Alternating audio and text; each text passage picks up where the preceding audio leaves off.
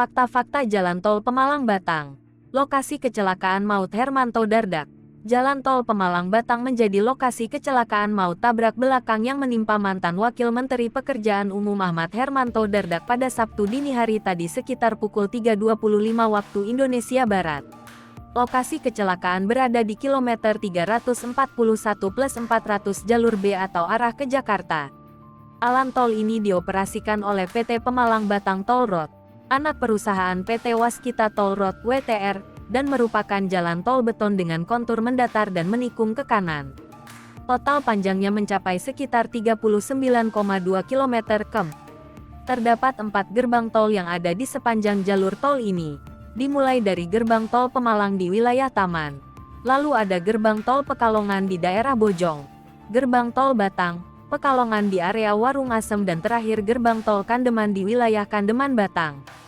Jalan tol Pemalang Batang awalnya ditargetkan untuk digunakan pemudik pada Lebaran 2017, walau belum dilapisi aspal sebagai jalur alternatif.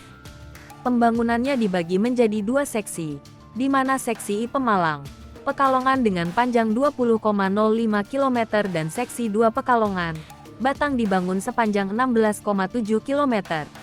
Pada November tahun 2018, sebagian dari seksi I Tol Pemalang Batang yakni segmen Sewaka, Simpang Susun SS Pemalang diresmikan Presiden Joko Widodo.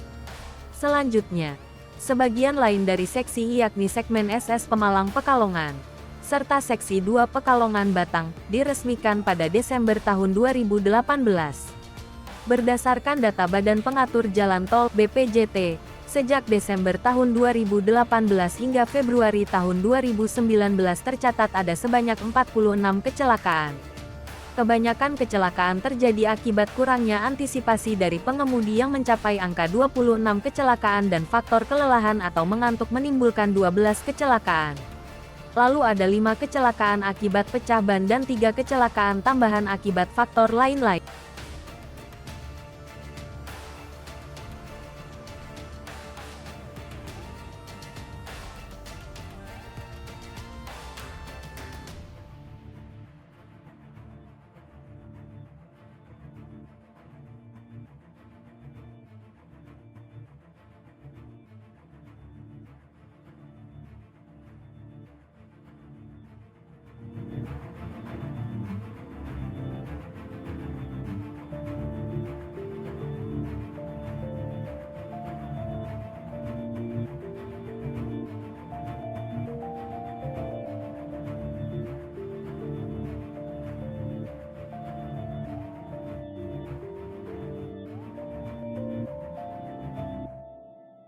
Hai pemirsa Sri Popo TV, jangan lupa komen, like, dan subscribe, serta tonton terus berita-berita terupdate lainnya ya.